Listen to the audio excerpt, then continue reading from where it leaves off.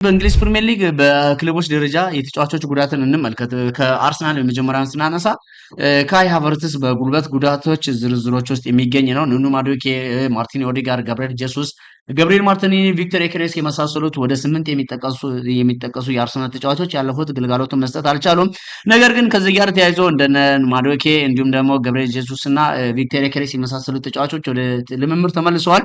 አርሰናል ምናልባት ከቶተናም የሚያደርገው የቅዳሜ የመሳሳት ጨዋታ የእንግሊዝ ፕሪሚየር ሊግ 12ኛ ሳምንት መርሃ ግብር የመክፈቻ መርሃ ግብር ላይ እነዚህ ተጫዋቾች ለአገልግሎት ለአርሰናል ሊደርሱ ይችላል የሚል ግምቶች አለ። እንዲሁም ደግሞ አስቶን ቪላን ስንመለከት ሁለት ተጫዋቾች ብቻ ናቸው በጉዳት የሚገኙት። አንደኛው አንድሬ ጋርሻና ቴረን ሚንግስ ሃምስትሪንግ ጉዳቶች፣ ሁለቱም በዚህ ክለቦች ውስጥ አገልግሎት የሚሰጡ ተጫዋቾች አይደሉም። እንዲሁ ቦርንሞዝን ስንመለከት ማቲያ አክንቢ በጡንቻ ጉዳትና አዳም ስሚዝም እንዲሁ በተደጋጋሚ በጡንቻ ጉዳቶች አገልግሎት የሚሰጡ ተጫዋቾች አይደሉም።